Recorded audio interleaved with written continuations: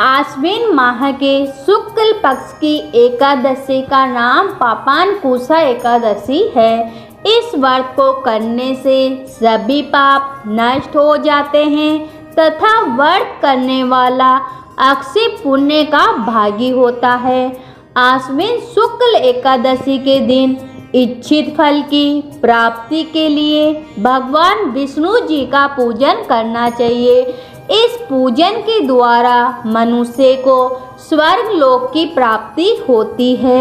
हे अर्जुन, जो मनुष्य कठिन तपस्याओं के द्वारा फल की प्राप्ति करते हैं वह फल इस एकादशी के दिन क्षीर सागर में शेषनाग पर शयन करने वाले भगवान विष्णु जी को नमस्कार कर देने से फल मिलता है और मनुष्य को यम के दुख नहीं भोगने पड़ते हैं। मनुष्य को पापों से बचने का दृढ़ संकल्प करना चाहिए। भगवान विष्णु जी का ध्यान स्मरण किसी भी रूप में सुखदायक और पाप नाशक है, परंतु पापानकुशा एकादशी के दिन प्रभु का स्मरण कीर्तन सभी कलेशों व पापों का शमन कर देता है।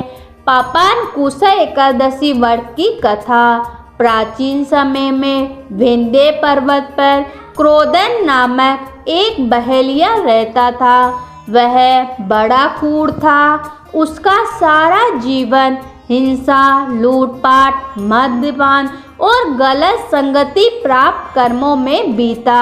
जब उसका अंतिम समय आया तब यमराज के दूत बहेलिये को लेने आए और यमदूतों ने बहेलिये से कहा कि कल तुम्हारे जीवन का अंतिम दिन है, हम तुम्हें कल लेने आएंगे।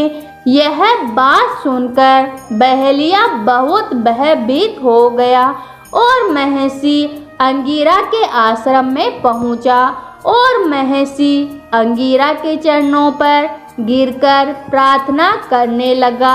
हे ऋषिवर, मैंने जीवन भर पाप कर्म किए हैं, कृपा कर मुझे कोई ऐसा उपाय बताइए कि जिससे मेरे सारे पाप मिट जाए और मोक्ष की प्राप्ति हो जाए।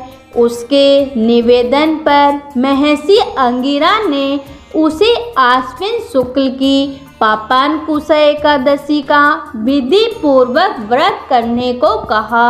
महर्षि अंगिरा के कहे अनुसार उस बहेलिये ने यह व्रत किया और किए गए सारे पापों से छुटकारा पा लिया और इस व्रत पूजन के बल से भगवान की कृपा से वह विष्णु लोक को गया।